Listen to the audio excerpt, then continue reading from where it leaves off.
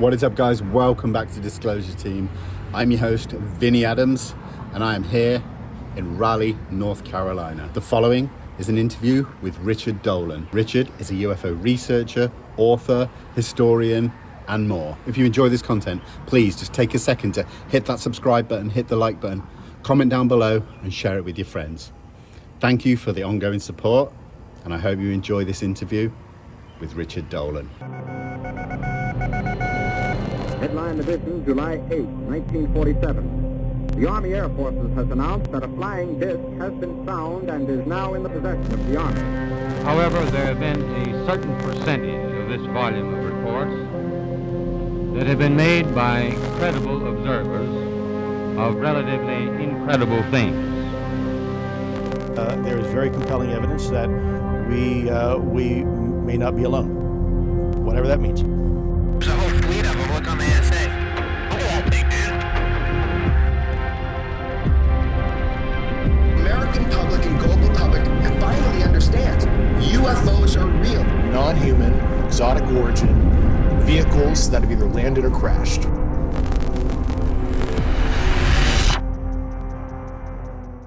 Here we go. Richard, thank you so much for being here. I know it's been a very busy few days, in fact, weeks.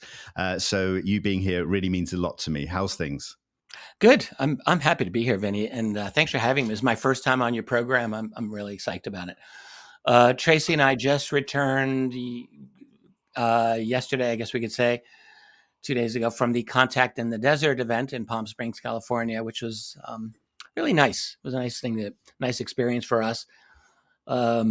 Travel was always a bit of an issue. As I understood, you also had some travel issues. We did. I just feel like if someone in the wrong place sneezes, down go 200 flights. And we were a little late getting in, but we made it. And at Contact in the Desert, I did a few presentations, some panels, and one was on my forthcoming book on USOs, unidentified submerged objects. One was on what I call the move, counter move, disclosure chess match, especially since 2017. And then I did one on a subject that I find more and more fascinating as I go on in this field. And that's on my own speculations of alien behaviors in psychology. I'm not a psychologist, but I like studying them and thinking about them, and why not? Yeah, that's amazing. And that's a brave area, I feel, to look into, because it is nothing but speculation. But again, I think it's needed sometimes to be able to kind of expand into that thought process. And, you use the word alien there, and we talk about like the origins of these non-human intelligence. Has that changed for you over the years, the more you've researched certain areas of the subject? Yeah. It's funny you use the phrase non-human intelligence, NHI, which is really becoming the preferred term for that. I still sometimes like to go back to good old alien, but NHI has a nice ring to it. Maybe I'll start segueing more and more over to that. Who knows? My thoughts on that have changed a bit over time. I mean, in the early years of my study of this, I tried not to think a whole lot about their intentions to begin with. I just thought, I don't want to be premature in drawing conclusions. I spent many years just looking at the behaviors, studying the sightings, and so on.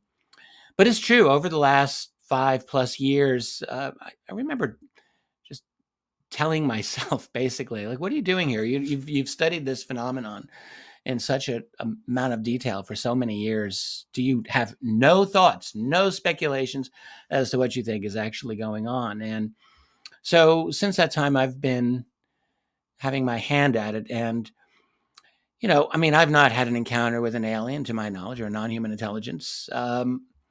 But I can study reports, and I can read witness testimony, and I can study current theories on development of exobiological systems. And I have my own thoughts on the development of life and intelligent life here on planet Earth. And so put these together, and I've had some ideas on it. I would say that it seems to me a couple of things are in order in my way of thinking on this.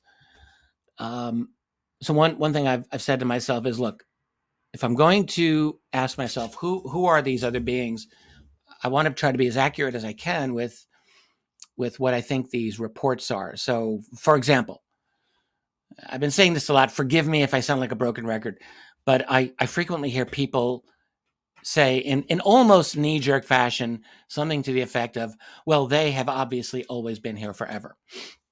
And it's not that I disagree with that. I don't know that I disagree with it, but I ask myself, who's the they? Is it the gray aliens? Have they been here forever? Have the reptilians been here forever? Have what are we talking about? Because to me that matters. Like if there's a big difference in motivation and potential goals if someone is a new arrival or a longstanding observer. It's a huge difference. And so I like to look at a lot of the old reports. I like to look at them with a kind of a critical eye and ask myself, how many good ones are there? And I do think there are some very good ones, actually. But what does it really mean? And so my sense is that, I wrote a book on this a few years ago called The Alien Agendas, and I was just trying to figure out, like, what do we have here? So one thing is that there is a definite number of very human-looking entities that people have claimed to have encountered. And that might be the largest of all groups. It was one of these things that in my early years I didn't want to be true. I wanted my aliens to look like aliens, but a lot of them look like us. So that's one thing. And then you have, reports of grays, short grays, tall grays. Are the tall grays the same as the insect-like creatures? Who knows? There seems to be overlap there. There are many, many other wide-ranging descriptions that are out there.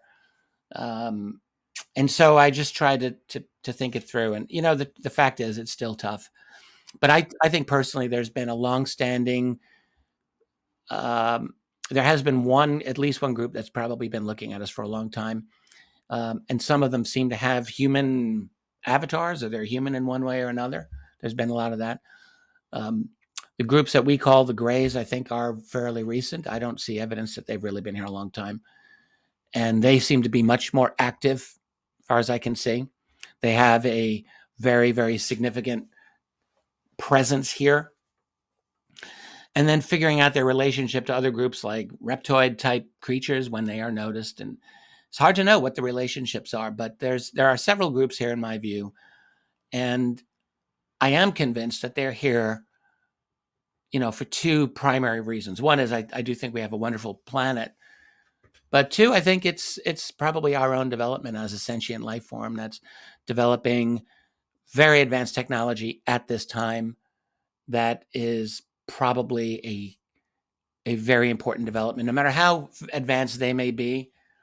I just can't help but think what we are doing right now. I mean, becoming essentially a transhumanist, strong AI, nanotech-driven, quantum computing civilization all at once. Like, that's got to be something significant that others are noticing. And I think that's why they're here. That's why they're blanketing our world, looking at us thinking, oh, they've also got nukes. They've also, what other weapons are they developing? Because we just can't help ourselves. We just continue to organize and make our society ever more complex, ever more scientific, ever more rationalized. And as I keep saying, we're about to leap right into their world, I think. So I think that's why they're here. Yeah. It does seem that way, absolutely. And I mean, we hear these, buzzwords of interdimensional and crypto-terrestrial and that. But those things aside, we often hear people talk about, well, these beings that are here they're friendly, it's love and light, they're here to help us. But then you probably wouldn't get that if you speak to an abductee who has gone through a traumatic experience. They probably wouldn't say, yes, it felt like love and light. They had intrusive things happening to them that they did not ask for. That's something I struggle with. And how do you sort of see motive come into this? Me too. Well, I'm asked, like you are probably asked frequently, are they good or bad? Like, it's that simple. And I think, like, well, ask a chicken, are humans good or bad? And then ask a dog. So if you ask the chicken, we're the worst. We put them in cages and we eat them all the time. So we're like the devil to a chicken. But to dogs, we're really cool. Like, we take care of them. And so we do our thing. And I have to suspect that these other beings, especially if they come from another world. I mean, Do they come from another planet? Do they come from another dimension? What is another dimension? Can anyone really answer that? I don't know. I mean, they're from another place. If they're physical in any way, I'm going to make a few assumptions. I'm going to assume that they have goals like we do. They have things that they want. They want to survive, I have to assume. They probably have some other long-range goals. If the fact that they are here in seemingly very large numbers, and I think they are here in extremely large numbers, tells me that this is important to them. So they have goals. And, you know, it's true. Like someone who has an abduction experience, it is traumatizing. On many levels, it is. That doesn't always mean these beings are bad or malicious in their intention to us. So I do try to remind myself of that. I mean, we hear this a lot. It's like, well, you know, if you take a dog to the vet, the dog doesn't like the experience. That doesn't mean that the vet's a bad person. Okay, we get it. On the other hand, you know, there are reasons to wonder about all of this. Look, we've got the presence of a large number of other beings. And I say large number because all one has to do is just go into some reports. I love to go into the open source National UFO Reporting Center. I look at it all the time. That's 5,000 plus sightings a year. And that's almost exclusively United States and Canada. I mean, there's some reports from elsewhere, UK, yes, Australia, other English speaking. But really, it's pretty regional, I think. And so there's a lot of reports, I think, in other parts of the world we're almost never getting. And then there's the MUFON database. I mean, we're talking many thousands of sightings every year. And I realize, you know, most of those are probably explainable in one way or another. But then you have to ask yourself, how many people see these things and never report them? That's a lot. How many of these are actually around that we never see? I'm sure that's even more because most of these sightings are quite fleeting. I think there's a lot of them. I've been studying USOs lately, water-based. We can talk about that. But I'm just saying those things are all over the world. So these things are everywhere. And so that's got to be something that's important to them. There's a mission here. And they're not announcing it to us. That's it. They're all over our world. They've got extraordinary technology. They have encounters, sometimes confrontational, with various global militaries, not just the United States military. So there's things happening here, and it's not just our governments that aren't talking. They're not talking. They're not making an open statement. So, you know, I think it's fair to be a little bit curious about those motivations. And, you know, depending on the day of the week, I'll give you probably a different answer as to what I think. Are they looking out for us? Are they looking out for themselves? Probably the latter, but maybe it includes a little help for us as well.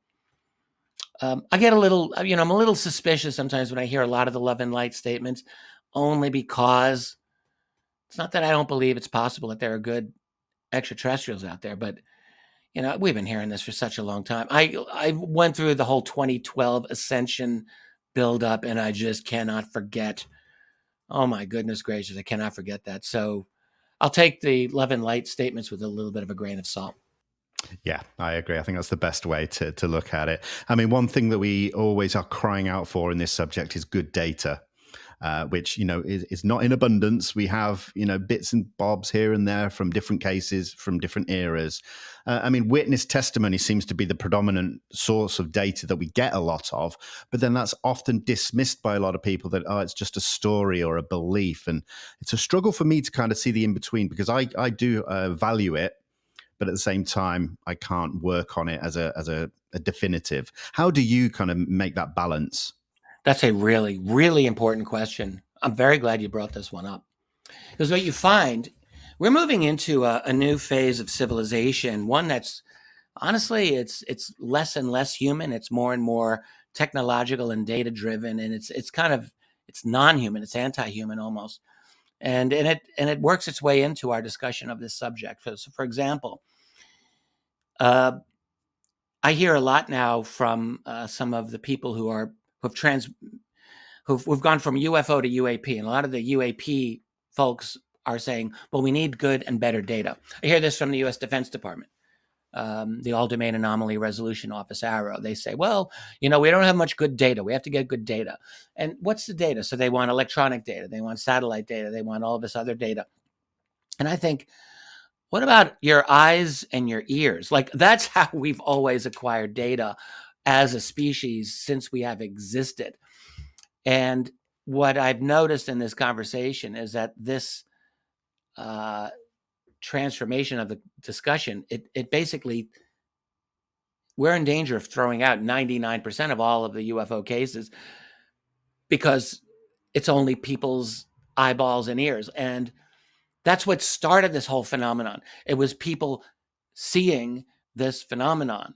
Kenneth Arnold in 1947 saw a large number of objects zipping along by Mount Rainier in the state of Washington. And no one questioned that. No one said, your estimate of the speed, we can't accept that because we didn't get a radar tracking of it. Like, no one said that. So I think it's a really big danger of throwing out the vast bulk of the phenomenon. And in fact, the bulk of it that got it all started, which is what people see. And to me, that is data. Now, and I know, and everyone watching this knows that no one is infallible. Everyone can make a mistake. That's true. But are we unable to trust our own judgment in reading these reports, looking them over? I have read many thousands of UFO reports. I'm not going to say that I'm infallible as a reader of them, but I am going to trust my judgment on it. And I do think I'm pretty good at assessing them. And I think many people are pretty good at assessing them because we're rational beings who know how to read. And you know how to go through the report and you get a sense of things. That's what it is. And so my attitude is witness testimony is very important. I don't want us to go into a place where we have automated our whole society to such an extent where we don't trust our own senses anymore. I think that's a really dangerous place for us to be. Trusting our senses got us mastery over the entire planet. Let's just trust that a little bit. I think we know what we're seeing when we look at something, for the most part. Some people are better observers than others. That's true. But, we can account for that. So that's where I stand on it. I recognize data is not always perfect, but I definitely think we need to keep on witness testimony for all of us, or we're going to fall into a very unfortunate place if we don't. I completely agree. And I think, another thing I hear a lot is people say, all we need is one smoking gun video. Well, the way I look at it now is that with the advancements in AI is that we could get a smoking gun video and it turns out to be completely AI created. Like it's not getting any easier for us. We have a lot of good videos. Like 15 years ago, I wrote After Disclosure with Bryce Abel. We talked about this whole thing back then, 2009. And the question was, we were talking about photographs as well as videos. And because, for many years, people would say the same thing about photographs. Like one great photograph would really just prove that this is a real thing. And there's a lot of great photographs that have been studied in great detail. There's a lot of great video, ditto. And it hasn't really made a difference. And, we wondered about this. I mean, part of it is without, like, you need a good video, but you need really strong witness corroboration to go with that video. And even that does exist. There are some very good videos that have been taken with very good witness corroboration. And yet even that hasn't caused the walls to crumble. So I don't think video, I mean, it seems crazy to say it because we like to think that a good video. I talk to folks all the time. This last week at Contact in the Desert, I spoke to a few people who had good video. And when you get it for the first time, like, you become convinced this is going to end the cover-up. like I'm the only person who's ever had good video of one of these things. Like, people don't realize there's a lot of good video out there. And then they get mad when a researcher doesn't get all that as excited about the video as they are. But the fact is, there's been so much good video, and it just doesn't seem to make a difference when you're dealing with the mainstream media. So, yeah, it's going to take, I think, we're at a point in our society where the only thing that's going to matter is an official acknowledgement from our official establishment. I think that's it. I mean, I don't think anything else is going to work. Like, all the evidence in the world piles on there. We've already piled on so much evidence, and I don't think it's really. I mean, there's more of a conversation about this now, but I don't really see it changing unless and until, like, whether it's the U.S. president or some other very powerful person goes out on the record and says it's real. Here's our evidence. Here's why we believe it's real. We've communicated with them. Things like that. I think is really the only thing that can change the dialogue, to change the discussion at this point. Yeah, it does feel like we need some higher up official to make some kind of announcement. But does that worry you at all? In the past sort of 6 or 7 years since 2017, it seems like there's been a lot of positivity for the UFO subject, with the conversation expanding into the mainstream, stigma being lifted, but then almost all the focus is on government, Congress, military, where there have been issues with trust when it comes to that kind of thing before. So does that worry you? I'm worried about so much of this. So, for example, all right, we'll go back to 2017. So we have the fantastic 2 articles from the New York Times by Leslie Kean, Ralph Blumenthal, and Helene Cooper, and also the article at the same day in Politico by Brian Bender, all came out and discussed the ATIP program, the military program to study this. Very low level, $22 million, not much money, but still, it was important. And then the Tic Tac UFO video. I mean, a decade ago, I would have thought that type of information would be enough to maybe blow open the whole UFO cover-up. Perhaps I would have been naive to think so, maybe. But anyway, so the article comes out. I remember people saying that time, okay, this is disclosure. And of course, it wasn't. We're still now almost 7 years in, and the United States government has not even come close to making an admission that UFOs actually are alien or NHI.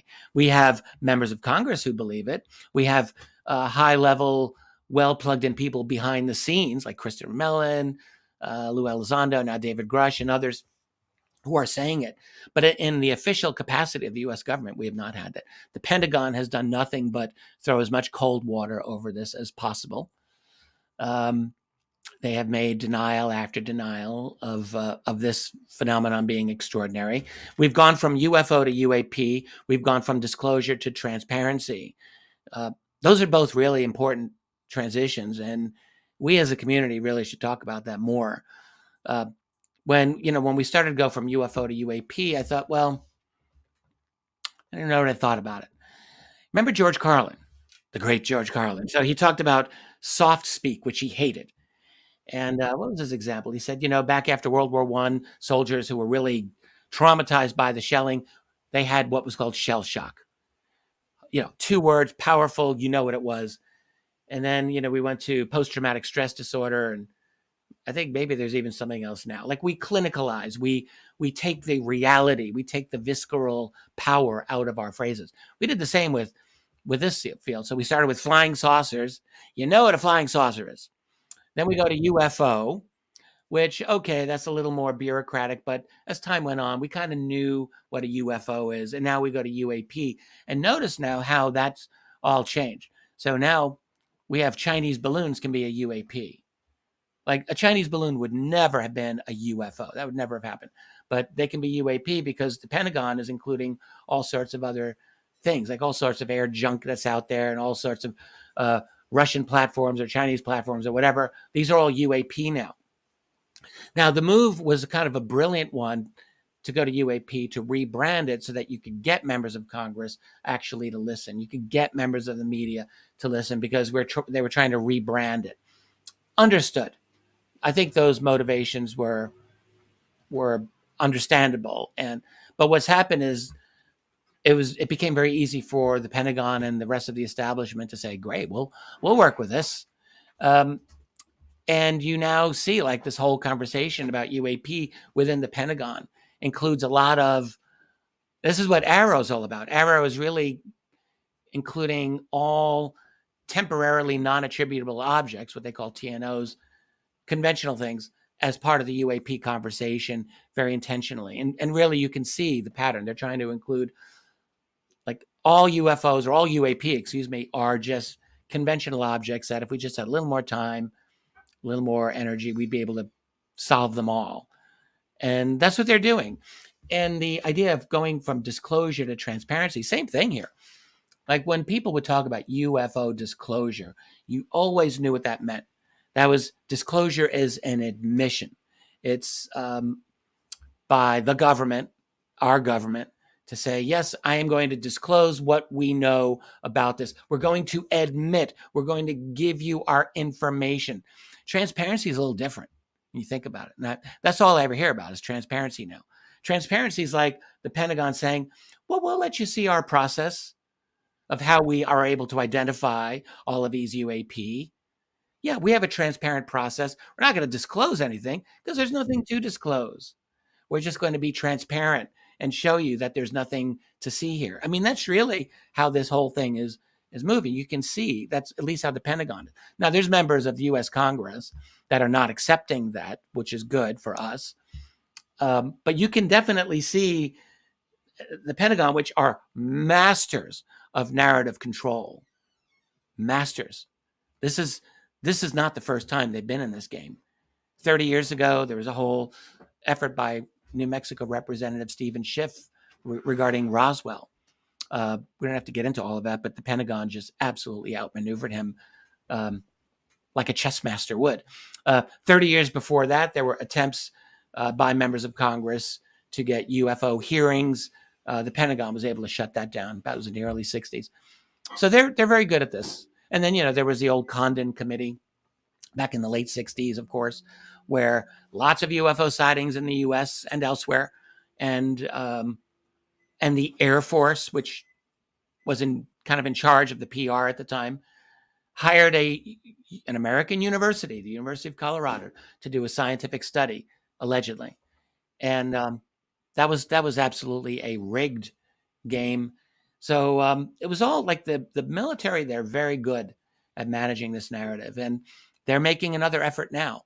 So it's not quite the same that we now have many members of Congress, or at least not many, but a number of members of Congress who are allied on this, and some members of the Senate too. So that's new. And there is more discussion of this, but people should never, ever assume that there's some kind of unified effort to provide disclosure coming from the government. I think there's a tremendous amount of resistance on this still from powerful quarters within the military-industrial complex, private contractors, and the political establishment in general. So if they can drag this out for another 500 years, they would drag it out for 500 years, as long as possible. I think that there's too much for them to lose. In my view, I think it's too messy. Disclosure is too messy for them. Yeah, I see that, but sometimes I take a step back and realize that maybe they're running the risk of losing out to another country who may just turn up one day with some information and take over in the lead for disclosure. Maybe Russia or China. I mean, I know as a historian you've looked into that. How do you see them in the conversation in this day and age? Well, we're in a new world now. So more than 2 or 3 years ago, it absolutely looked as though the basically U.S./Western plan for a kind of global system under their control, which, absolutely has always been the plan. It looked like that could happen. It looked like that might happen. Yes, there was always resistance from Russia on this. Russia, which wants to maintain its own sovereignty amidst a globalist, internationalized order. China too, but both of those nations were still willing to talk to the West.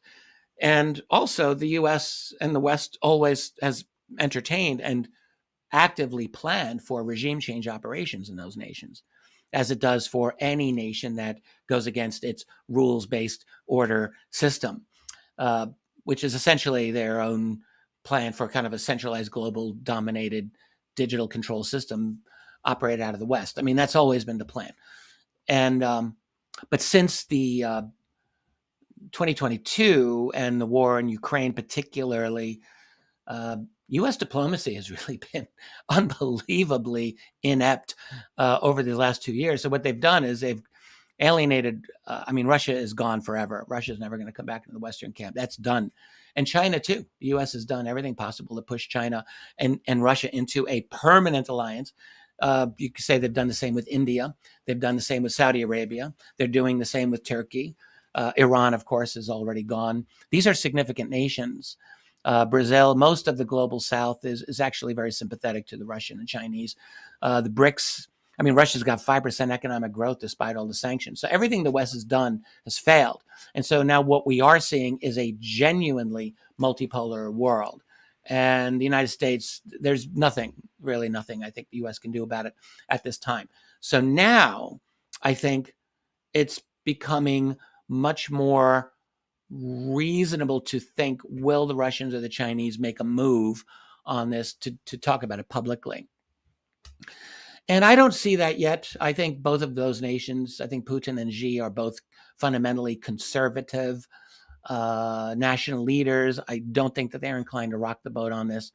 I do think that they might be inclined to look at the UFO UAP technology as an opportunity for them. If I were them, I would look at the U.S. as a greater enemy to be feared, perhaps, than the aliens. Only because you would know that the U.S. is trying actively to switch out both of those governments, and also to switch out the governments that border them, like the U.S. is trying to do this in Georgia actively right now. And of course, we know about Taiwan. So, and to say nothing of Ukraine. So if I were in Moscow or Beijing, I would know for a fact that the U.S. has become my enemy. And so I would be concerned. And you would want to exploit the UAP technology and science as much as possible. So maybe they're happy just doing that and keeping the whole thing secret for a certain period of time.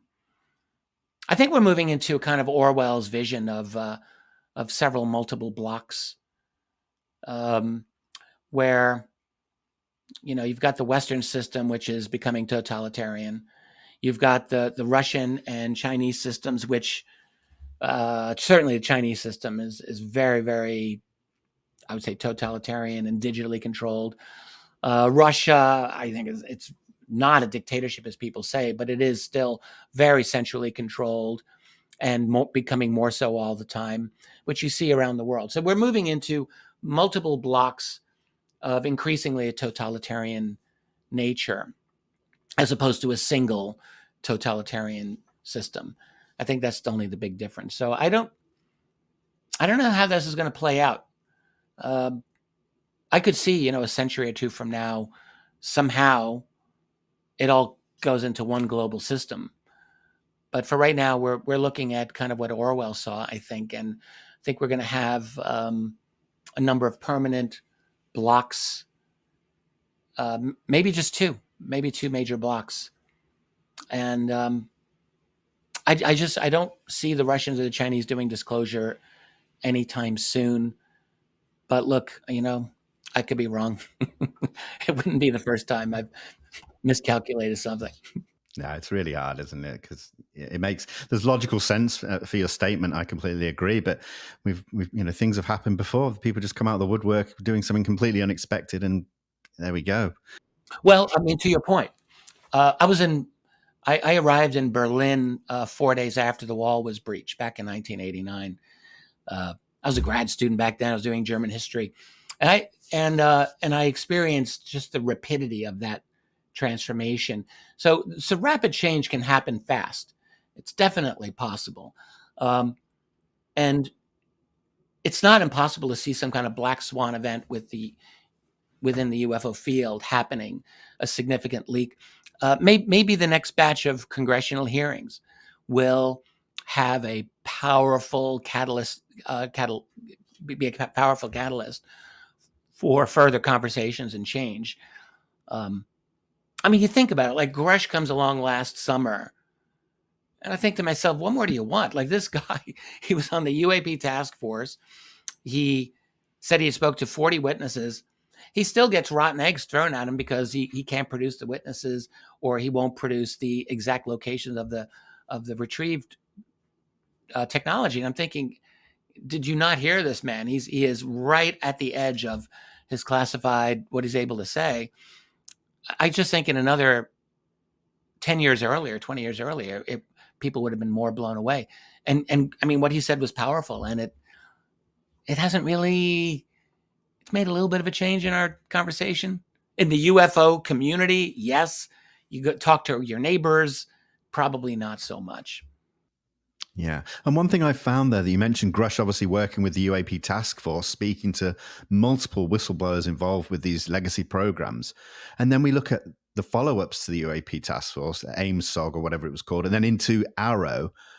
It seems completely different. Like AARO and Dr. Kirkpatrick, no evidence of anything to do with, aliens, extraterrestrials, or non-human intelligence. Yet it all seemed to be there with the UAP task force. Is this just more of a showing that there is some obfuscation, or there's something happening that they don't want to talk about?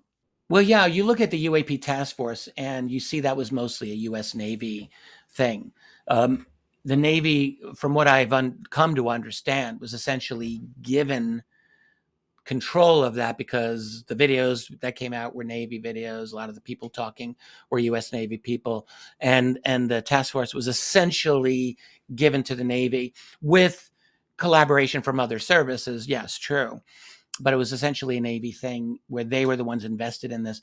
And I think so that became unsatisfactory for a lot of reasons. I think members of Congress who had been briefed behind the scenes, we know that Dr. Eric Davis was and Christopher Mellon gave some briefings, I think, to the Oversight Committee in 2019, which were very powerful, evidently. I mean, we learned a little bit about this.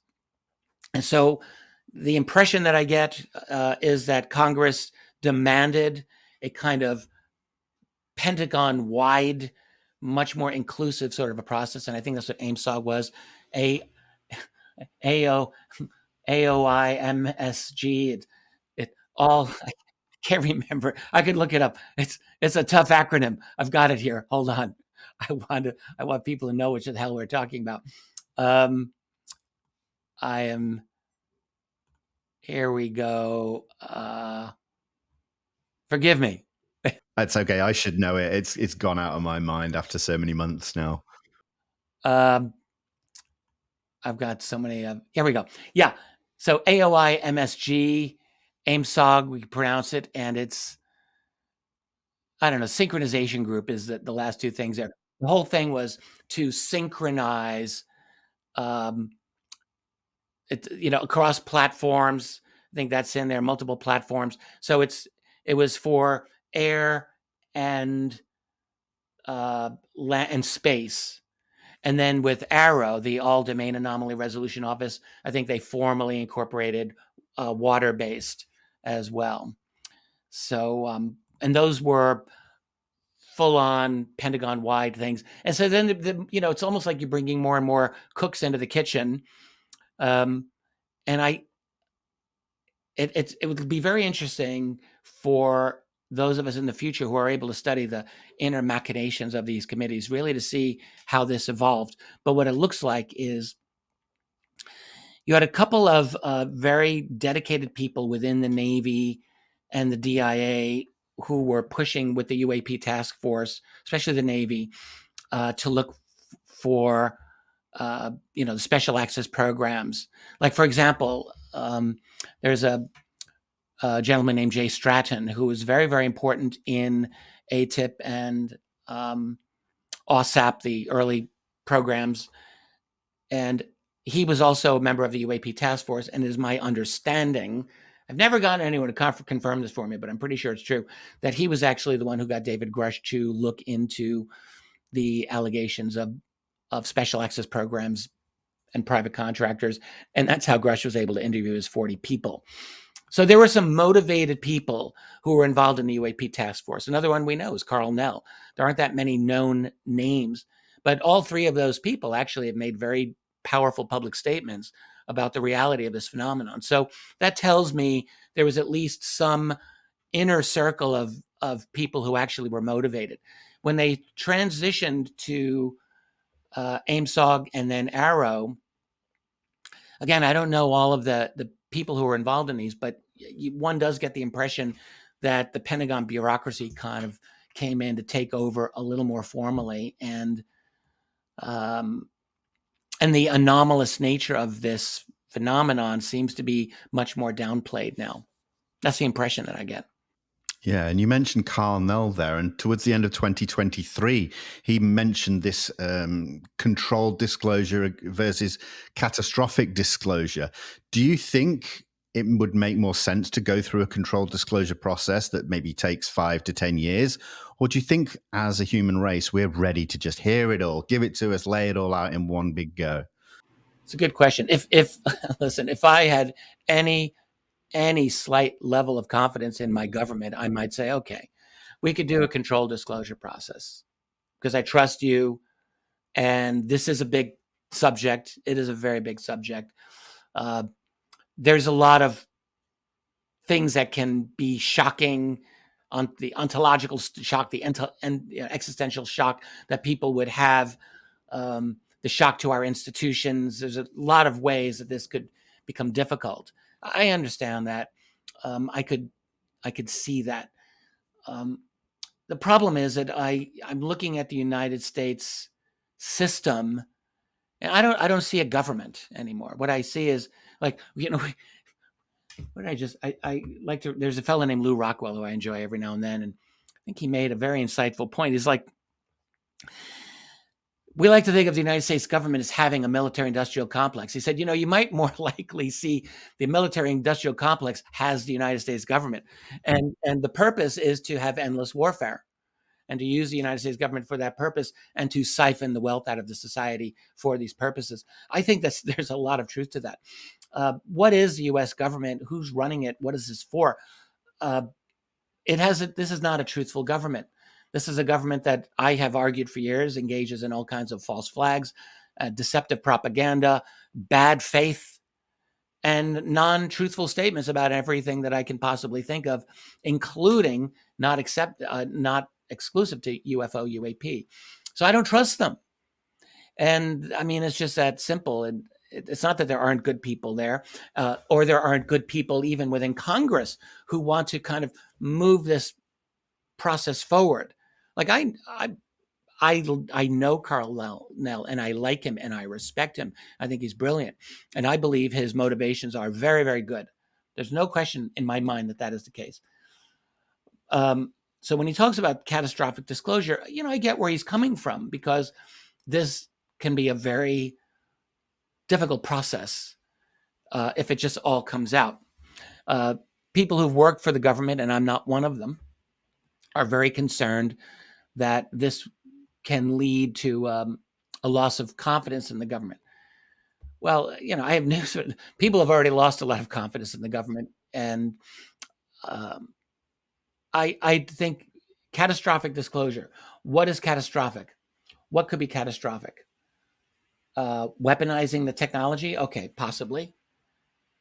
That might be a catastrophic thing. Like, if there's a free energy solution to this phenomenon, that would be great. We could heat our homes or air condition our homes for free forever, but maybe it would allow your neighbor to make a really good bomb for all I don't know. Is that possible?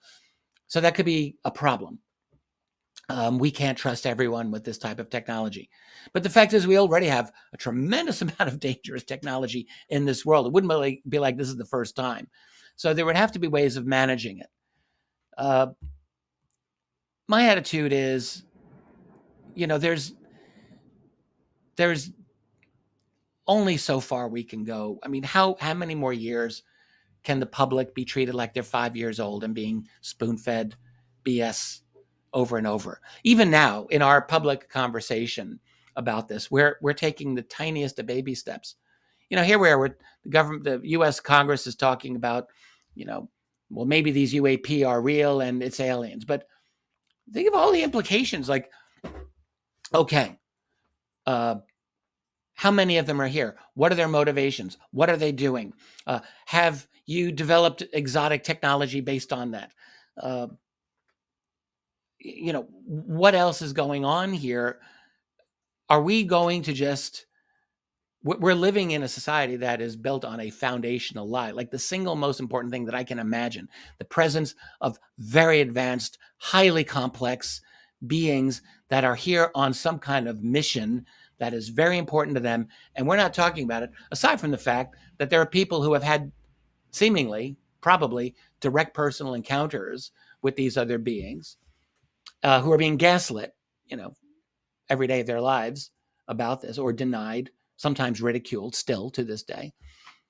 How can that be healthy for our society? So I think if we actually believe in this thing called representative government, an informed citizenry, then yes, I think we need to know.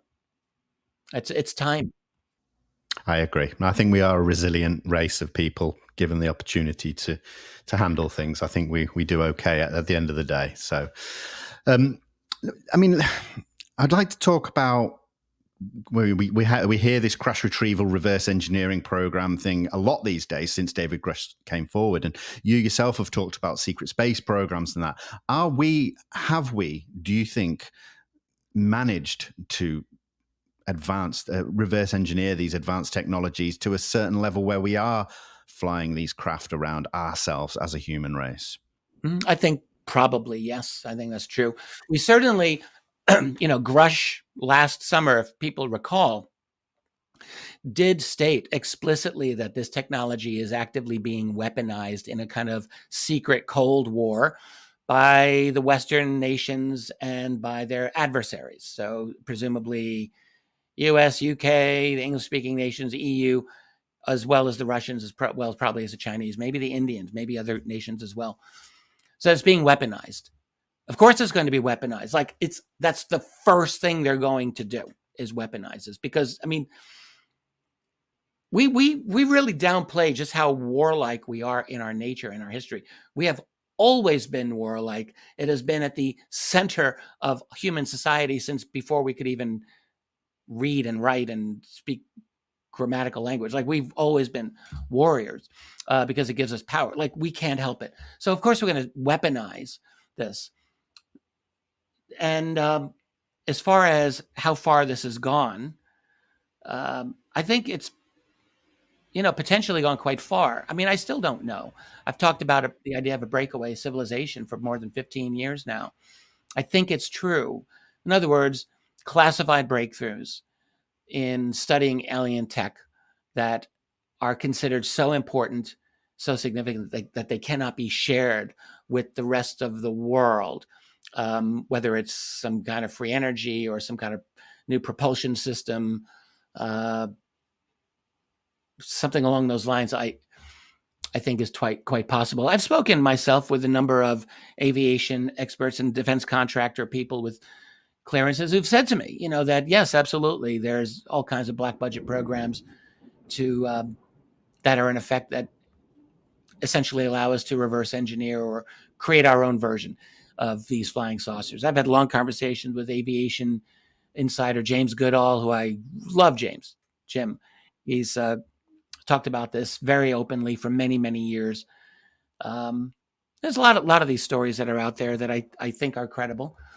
Getting confirmation is another thing, but there's a lot of smoke and I think there's fire. So yes, I think that we've got some level of very advanced secret technology that, whether it's black triangles that have some kind of anti-grav propulsive technology to them, which I think we probably have been doing that.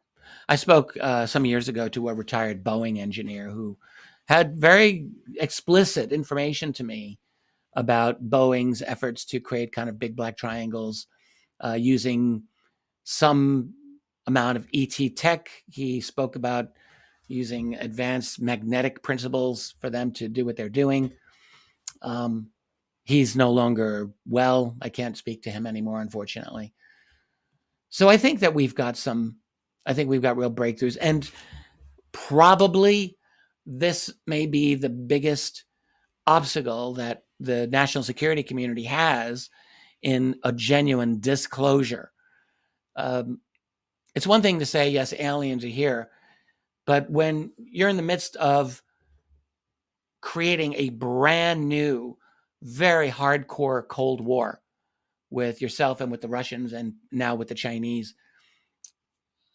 there's less and less incentive for them to want to give up knowledge of any technological breakthroughs that they've had in weaponizing this. So disclosure just makes it more difficult for them to hang on to all of those secrets, it seems to me.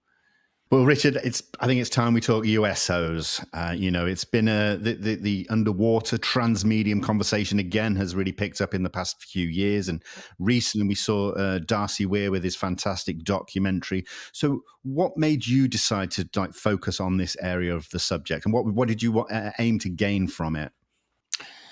Yeah, it actually just happened because I became interested in it about 2 years ago. I have a website, Richard Dolan Members, with a lot of really active members. These people are some of the sharpest folks in the UFO community. I'm blown away by them every day. So when I put a post up on my website, there'd be lots of comments. Folks will have their own perspectives on things. And one member of my site a couple of years ago asked if I would discuss, there was a famous kind of UFO USO encounter from 1945 at the end of World War II near the Aleutian Islands regarding a U.S. Navy ship near one of the islands of the Aleutians is called Adak Island, A-D-A-K. And it was pretty well known. And I said, yeah, I looked into it. I've always been interested in the water-based sightings anyway. I mean, who isn't? They're intrinsically fascinating. So I did a little video kind of report on that for the website. And I think the members liked it, but I liked it. I was really engaged. And I did several follow-up videos on other USO, that is unidentified submerged objects. And the next thing I knew, I really had gotten deep in it. So all through the summer of 2022, I did a bunch of presentations for my site on that. And I thought, I am going to do a book on this. It was a much bigger project than I thought because it involved like, how do we find the cases? So I used a variety of databases. I started with the now inaccessible database of the late Carl Feind. Carl was a really, really good USO researcher, died in 2019. He was in his 80s. He wrote a book called Water UFO, which is a very fine book. Highly recommend it. And he had a website where he collected a bunch of cases of UFOs interacting with water in some way. So not all USOs. It could be a UFO in fog or the rain, and he would include it because he was interested in the interaction between these objects and water. But there's a lot of good USO cases in his old site. And I went through that. I went through the MUFON database. MUFON's got their own case management system, their CMS, and I was given permission to go through that. And they have a huge number of cases. And then I just did a very thorough data mining of the National UFO Reporting Center, which has got thousands and thousands of UFO sightings. Not easy to go through, but I went through that. And then there were lots of other cases, both online and in books, quite a few books that I had to hunt down, a lot of them out of print. And, let's not forget the old Filer's Files web. I love George Filer. I love Filer's Files, and he's run that for many years. So I just hunted them all down. I just looked for them. I've got over 600 such cases going back several centuries. And I've given them all a fresh analysis, fresh rewrite. I'm getting them all illustrated, or many of them are illustrated. Got a great illustrator who's named Alan Levine. Alan, I did a bunch of interviews with him. He was a former APRO investigator back in the day. Great illustrator, good artist. So these are coming out well. I'm now doing a statistical breakdown. I'm not a spreadsheet guy, I can tell you, but I'm proud of this. I put together a big spreadsheet with all of the cases, all 614 of them currently, each with like 20 different data points. And I'm going through that now to try to get patterns and useful information out of that. And there's a lot in there. So that's this book. It's the longest book I've ever written by far. And I wanted it out this May. Well, that didn't happen. I'm hoping, I think August can happen, but there's a lot. Every time I think I'm getting to the finish line, I think, oh, I've got more to put in here, but it will be out, and it'll be out this summer, I hope. Can't wait, and I know everyone else in the community is eager to see its release. So looking at all of these cases with relation to water, and obviously a vast amount of them, I'm sure, will involve the oceans. It then begs the question: why the oceans? Are there bases under the ocean, portals, dimensional portals? Like, how do you kind of see all of those things and how they tie in to this? Are there patterns? There are some patterns. Well, first of all, in terms of bodies of water, I can say that 76% of the cases I have occur in oceans or seas. So seas being connected to oceans. So about 3/4. 18% occur in lakes, and about 5% occur in rivers. That's how it breaks down. So small minority in rivers. So oceans do dominate. What I notice, I've got them all mapped. I'll be able to show people the maps of this when I publish this. But by and large, most of the oceanic types of sightings are seen by witnesses from the shore. Most people, people are out on the oceans as well. That's true. But the fact is, most witnesses we're landlubbers. We're out. Someone might be out at the beach and they'll see something out in the water. So the sightings, by and large, they're very heavily represented at the shoreline. Not to say that there aren't deep ocean sightings. I've got many of those too. But you know the old joke, someone sees a man, it's at night, he's under a street lamp and he's on his hands and knees looking for something. And they say, what are you looking for? I lost my keys. Oh, well, where do you think you dropped them? Well, over there. Well, why are you looking here? Well, the light's better. So that's that's the same thing with these USO reports. Like, we're on the shore, that's where we see them, that's where we're reporting them, which makes me think there could be many, many more of these out in the middle of the oceans, but we don't get the reports because we're not there by and large. I think that's a big part of it. But in terms of bases, look, I think there's probably a lot of these bases. Everyone talks about Catalina Island, the Channel Islands off the coast of Los Angeles. Yes, absolutely. There's a lot of cases. That area is absolutely loaded with many USO cases, but also Puerto Rico, probably even more so than Catalina Island. I would say Puerto Rico is a huge hotspot of water-based activity, both on every side of the island. So on the east side of that island is a U.S. military installation at a place called Roosevelt Roads. U.S. Navy's got a major presence there. And there's a lot of USO sightings there, it's true. But there's also USO sightings on the west side of Puerto Rico, on the north side, going toward the massive trench that goes down many, many miles, to the south of Puerto Rico in the Caribbean. Like, it just surrounds the island. And then the coast of Florida, and whether on the Gulf of Mexico side or the Atlantic side, is very heavy activity. Going all the way up the U.S. eastern seaboard up into Canada, very heavy activity, well up into Nova Scotia. These are all major areas of activity. But then on the European side, so there's quite a few sightings by the UK, off the UK coast, North Sea. Norway is very heavily represented. And Italy is very heavily represented, but I suspect simply because there's an Italian UFO research organization that was very active in collecting these reports, and they sent many of them to Carl Feint, who put them in his database where I could see them. I have a feeling there's probably France or Spain would have just as many if those researchers were able actively to get their reports to the English-speaking world as the Italians did. I don't really think that Italy has that many more of these cases than you would see in Britain or Norway or Spain or France or Greece, for that matter. But they were better at getting them down. So I think that there are bases. I suspect there's at least one base. There's rumors of a base in the Bay of Biscay off the coast of France. Wouldn't be surprised. There's rumors of a base in the Black Sea, near somewhere between Crimea and Turkey. Definitely rumors of a base near Catalina Island. There's rumors of a base off the coast of Buenos Aires in South America. I firmly believe that there is one there.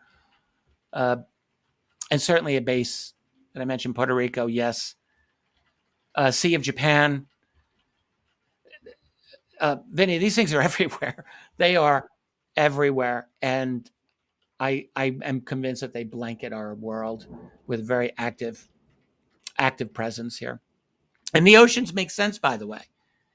I listened to a really, really smart statement of this by Carl Knuth, who's former U.S., I think he was Navy, very, very smart guy. I want to talk with him more. But he made some very good points as to why it makes sense that you'd have this presence under the water. I mean, if you're an alien from another world, the oceans actually shield you from any potentially harmful solar radiation, for example, or viruses or bacteria, things like that. You can create a much more stable environment as long as you're technologically sophisticated enough. It could make a lot of sense. You're also shielded from massive temperature fluctuations, as well as you wouldn't be on land, but you would be much more shielded under the water. Like, there's a lot of good things that the oceans of this planet would provide. And also in terms of privacy, if you're an alien or non-human intelligence coming from elsewhere, you're going to know one thing.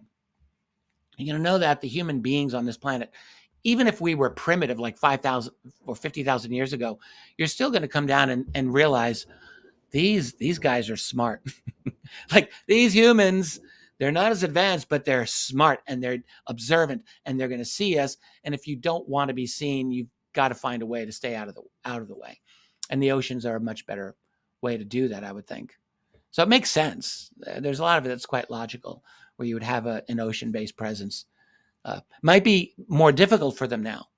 Like, they would see that we are in a rapid technological revolution, where even compared with, say, like the 1970s, where we were quite advanced, much more advanced now, much more able to detect them.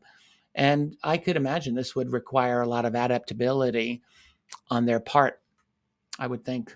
Yeah, indeed. It's fascinating. I love it. And like I said, I cannot wait for the book. So yeah, appreciate that, Richard. Now, we've just hit the hour mark, Richard. And what I wanted to do is, when I announced this, I put a lot of social media posts out asking for questions from the community.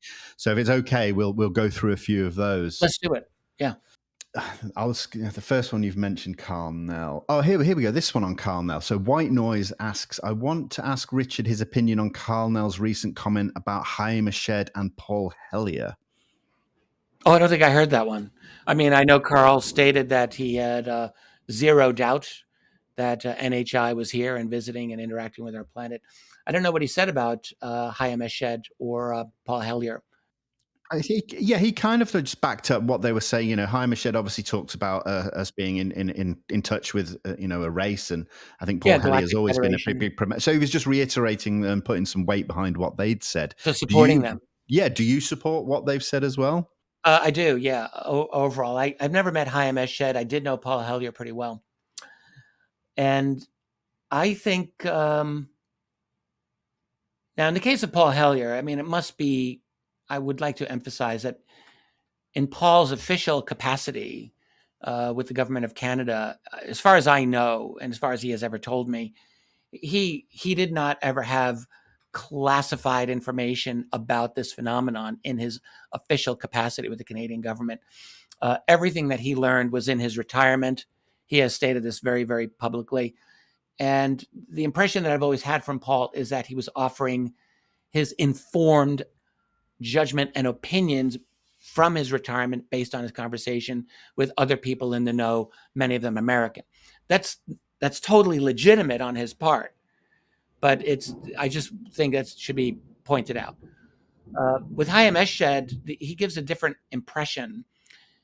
He certainly gives the impression that some of this information came from his capacity as Israeli, I think, space chief. He had some kind of very high level position with the Israeli satellite or space program or whatever they have there. So it sounded a little more official. But he also talked about, our communication with the Galactic Federation of some sort. When I heard that, I I just thought, is there really a galactic federation? Like, I just wondered. And again, I'm not here to doubt him. He's a highly accomplished man. So I think overall, I'm pleased that Carl would support them. I think they deserve support. What we would have wanted from AOIMSG, who's still alive, is a little more specificity. Like, that's really what I've always wanted from his statements. So I guess I'll just say, yeah, I'm glad that Carl has provided some support for that. Yeah, wonderful. Thank you. Here we go. Rox says, ask Richard who he thinks are the primary members of the cabal that is hiding and hoarding the ET tech. Agencies, corporations, or even individuals? Well, I mean, look, this is the magic question. I've been wanting to know who these individuals are for a long time.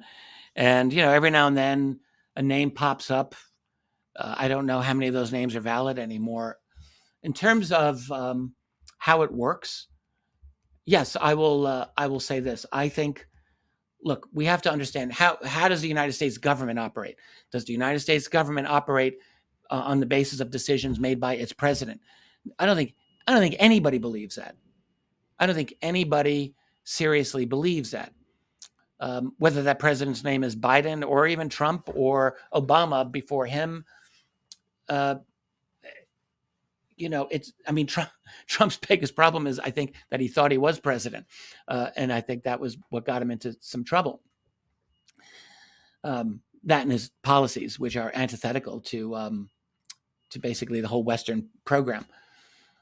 But who's running it? So what I think is you've got very, very powerful billionaire money, people who are absolutely, literally above all laws, who are the dominant shareholders in the powerful corporations, and just try finding out who they are. I have looked and looked and looked. For years, I used to ask a simple question: who owns what? Try to get an answer to that. Who actually owns? Like, we know that if the world were a room of 100 people, and all of the money in that room were 100 units of whatever, dollars, pounds, euro, whatever. 100 people, 100 units of money. If this were utopia, we would all have $1 and we'd all hold hands and sing songs. In our room, though, at the very least, one of those people owns 40% of all the wealth. That's the top 1%. Or is it 45%? We don't, something like that. The bottom half have basically nothing. I mean, they have basically no wealth whatsoever. That's our world. And then that top 1%, that's not even either. So like the top 1% of the 1% owns, I think, 20% of all of their wealth. It's incredibly top heavy. So ask yourself, in that type of a world, there's a media, there are political systems, there are institutions of all kinds. Ask yourself who's in the best position to dominate all of those. And we know the question answers itself. And I think those are the people who have the information on this UAP subject. We're talking the most powerful of the most powerful. They do know. And I'll go further and say, I don't think there's any intention on their part ever to put their investments at risk. I don't think they're ever going to let it happen. I think they control all the important governments, including and especially the United States. And so who they are, I don't know if we're ever going to really get to know. Good luck trying to find that information. Like, I have tried and failed. But in terms of corporations, I think we pretty much know that Lockheed's got some of this technology. I think we're pretty certain that a lot of the other defense contractors, Boeing's got a finger in the pie, Raytheon has a finger in the pie, and we can have a pretty good sense that whole structure is protected within the United States military structure and black budget structure within the Pentagon, within the Department of Energy, probably within the CIA, through special access programs. And we know this because if anyone has studied the Davis-Wilson notes, they kind of lay it out for us to see. Within the Department of Defense, there's something called the Special Access Program Oversight Committee, STAPOC. And that appears to be, at least in the late 90s, a key bureaucratic mechanism by which the U.S. government protects these private corporations that are studying the alien technology that we know they have. So getting through the labyrinth of this secret is, I mean, they've had a long, long time to create a very, very complex structure of secrecy. And I think it takes probably the best investigators and the best lawyers with the best security clearances to try to ferret this out. Yeah, sounds very difficult indeed. Absolutely. You mentioned there Wilson Davis. I mean, it's not been the predominant conversation point since Grush and everything came out, but it's still absolutely one of the, I think, the greatest releases and stories of the past two or three decades. And, you know, the legitimacy of it screams legitimacy, doesn't it? But I mean, we still get detractors on this story. You must find that frustrating. Yeah, I've lost patience with any of those people. I mean, they're just obstructionists, do not know, literally either don't know what they're talking about, or, I mean, maybe worst case, they're intentionally just throwing sand all over this. As I've said many times, I saw those documents. I saw 3 pages of that document back at the end of 2006. I'm on the record publicly having discussed key elements of them in 2007, in 2008, 2009, 2010, 2011. I listed all of those on my website. I talked about them in interviews. I even actually slyly quoted from the document in one interview. I didn't mention that I'd seen the papers, but I mentioned Thomas Wilson by name. I said that it had come to my knowledge that this conversation had taken place, that he was denied access, talked about all of that. And I used the phrase, not of this earth, not by human hands, back in an interview I gave in 2007. Like, yes, of course I saw.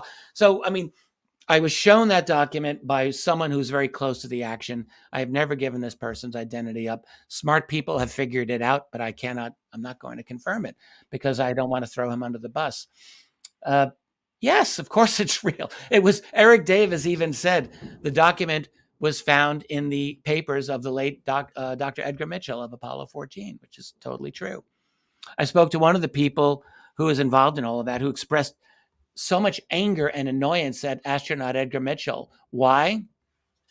Because he was sloppy in not destroying that paper and leaving it out as a loose end that could be found. Like, he was annoyed.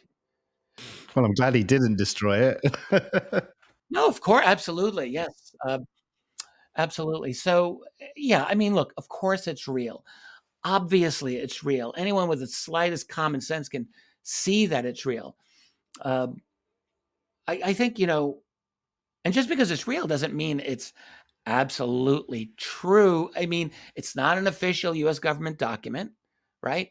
It's simply a conversation between a brilliant scientist, Eric Davis, and a very well plugged in retired admiral who was head of the Defense Intelligence Agency and knew a thing or two. So it's quite valuable for that. And funny thing, I mean, back in at the end of 06 and 07, I was talking with the man who had shown me several pages of the document. And I said, I'm going to go find Wilson. I'm going to talk to him. And he said, well, good luck with that. You don't expect you're going to get an admission out of anything. And I said, oh, well, I realize, because I mean, an admission would, as I put it in my private communication, I said it would just bring the whole house of cards down, which, I mean, it really would. The deputy head of intelligence for the Joint Chiefs of Staff being denied access to a reverse engineering program to study alien tech. Yeah, I thought that'd be kind of a big thing. But anyway, I did find Wilson. I did talk to him. It was a bit of an ambush interview. I always felt a little bad to do that to him. And he got really mad and he hung up on me. So, that's what happened when I talked to Wilson. But yes, of course, it's absolutely real. And I mean, I just cannot believe the cement-headed intransigence to this day of some of these people who just want to deny that it's legitimate. I have no patience for them. No. Wonderful. Right, let's move on. I've got one here from RGH. He says, can Richard expand at all on the USS Nautilus story he was told? Any more details, and if you think it's credible? It's a fascinating one. Yes. So the USS Nautilus was the first nuclear-powered submarine. think it started in its mission in the 1950s. In the mid 60s, I think it was in 1965, 66, it went in for a major upgrade overhaul where it was out of commission for a couple of years. So I have one source, and this one came to me directly privately. This is not an open source web-based bit of research. This is something that came to me from a person that I think is truthful. I have no doubt about that. And the way that the story came to him, he was annoyed with himself by not following up more. So it came to him at a conference, in fact, at one of the old international UFO congresses when it was being held, not in Laughlin, but outside of Phoenix at the, what's that called? The Wecopa Resort. Beautiful place. It was a wonderful, outside of Phoenix. I proposed to Tracy there at one of them in 2017. Yeah. So anyway, but this guy was there, and he described it perfectly. Like in the evening outside of that conference, they had these fire pits that were really nice, and people would like to hang out there and have long conversations into the night, you know. And so this guy was there, and this other older man sat near him, and they're having a drink by the fire. And that guy had been on the Nautilus. And so they're talking about this. And according to the source who spoke to me about it, and again, all I can say is this: I think this man is totally sincere. I have no doubt of him. He said, look, the guy said to me, when they re-outfitted the Nautilus, they gave it the ability to have this very large side opening that would be large enough for it to accommodate not an enormous disc UFO, but like somewhat of a decent size UFO. It had two doors, which makes sense. So you open the one, the water comes in, but you bring the craft into it. You close that and you pump out the water after you bring the craft in, and now you've got this. And he said that from the late 1960s, this thing was in operation to do just that. Now it's interesting. And he also said that it was engaged in multiple retrievals of water-based USOs that had either gone down or whatever. So more than one were actually retrieved. That just blows my mind. Look, is it true? I don't know, but I thought I want this. I mean, I want people to know about this story. What's interesting is that the Nautilus was operating in the Atlantic Ocean in the late 60s. And that was, of course, where the infamous or famous Shag Harbor incident occurred. And the Nautilus would have been, it would have been in operation at that time. That was October 1967. And I mean, it's kind of an amazing thing to wonder if conceivably it was there on the spot to try to retrieve the object that was in the water at Shag Harbor in Nova Scotia for at least a few days. Who knows? Yeah, it's a heck of a story. All I'll say is that the individual that I communicated with on this, I mean, I went back and forth with him in great detail. I think he seems legit to me. That's his story. Wonderful. Love it. Appreciate it. Thank you. Jeff here asks, Tim Gallaudet has a draft of your new USO book. I'm sure many others do as well. What has been the feedback so far? And what were some of the most fascinating discoveries during the research? Oh, yeah. He does have a copy of it. I've given only a very few copies out. And actually, the copy that Tim has is I've done a lot of revision to that. But it was useful for him, and he did a white paper on USOs, and he did apparently use my paper for that, which is great. The feedback's been very good. I think the best feedback, I'll leave off the name of the person, but a very, very, very astute reader. I guess all I'll say is he's very glad I'm doing a statistical breakdown of these cases. It was his opinion that this is really two types of books. It's a book like there are a lot of great stories in this, like addictively fascinating account after account. Like you could open it up at random and just read a case, and one of Alan Levine's amazing illustrations might be there, and you'd be like, wow, that's incredible. So there's a lot of that. But this individual, I think, gave me extremely valuable feedback, saying the statistical analysis of what you have is going to be of very, very great importance, because you really want this to be as academically sound as possible, and a good statistical analysis will go a long way, which I agree with. The statistical breakdown was not the first thing I thought of when I started this project. In fact, it was one of the last things. I wasn't thinking of doing that, but as I got further and further into it, and then my wife Tracy was actually a big proponent of this approach too. And at first I didn't want to do it because it was just that much more work. I mean, it's a lot more work to do the breakdown, but I've done it. I'm glad I've done it. And so that was, I think, very good feedback that I got from that one reader. The truth is, it's such a long book, and even like the most dedicated readers, like I know that they haven't read case by case. I doubt it. It's just too much. It's too much. I mean, when I publish this, I'm sure it'll be more than 800 pages, and I'm going to publish it in 2 volumes simultaneously. It's too big. It's too much. So there's a lot there. It's going to keep people busy for a while. Oh, I like that. That's exciting. I mean, I think it's going to be very valuable. And speaking of volumes, obviously you've written UFOs in the National Security State with some previous volumes. Are we likely to see any more of those? Yes. Yeah. That's the big albatross I hung over my neck when I named volume 1, and then everyone said, well, when's volume 2 coming out? And it took such a long time for that. That was so much work. And then, of course, that only goes up to 1991. No, and I've been, so this is my thought. Every time I sit down to do volume 3 of that series, another project comes in, and I'm like, oh, I've got to do this. So the first one was After Disclosure, and then I did UFOs for the 21st Century Mind. And now and then I did the Alien Agendas. Every time I did a project to get in the way, I realized doing a 3rd volume of UFOs in the national security state was just utterly daunting to me, that I looked for any excuse to bang out a really good book that would be shorter or less time for me to do. I think that's really what it was, including this one. Even though this is such a long book, been 2 years, it's almost done. So I worked pretty fast on it.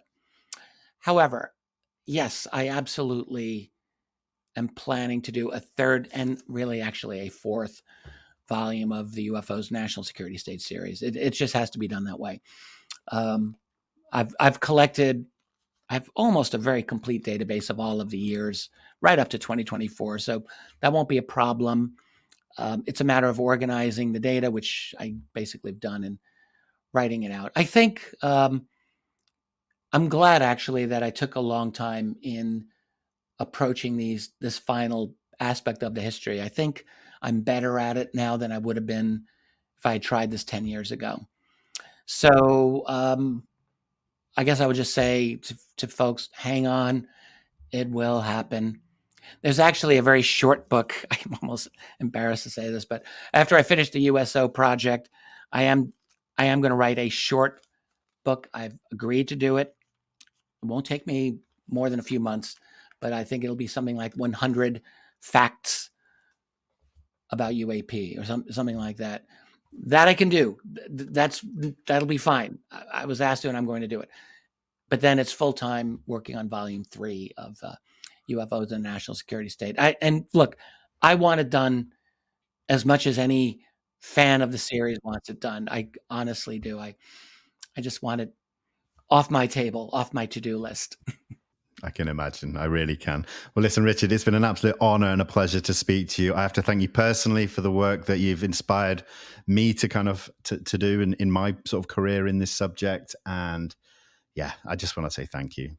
Well, Vinny, listen, thank you for saying that, but I'm very gratified by the work that you do.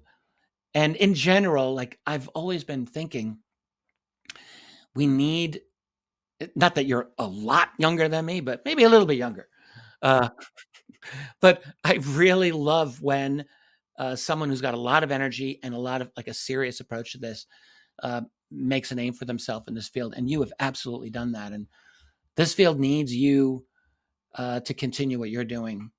So I'm very glad to be doing this. And I just feel that those of us who take this subject seriously and don't like to engage in excessive drama and all of that, like we should stick together and we should support each other. And I really want to support the work that you do. So thank you for letting me be on your show. Again, thank you as well after all this busy week that you've had just to take this time. So much appreciated.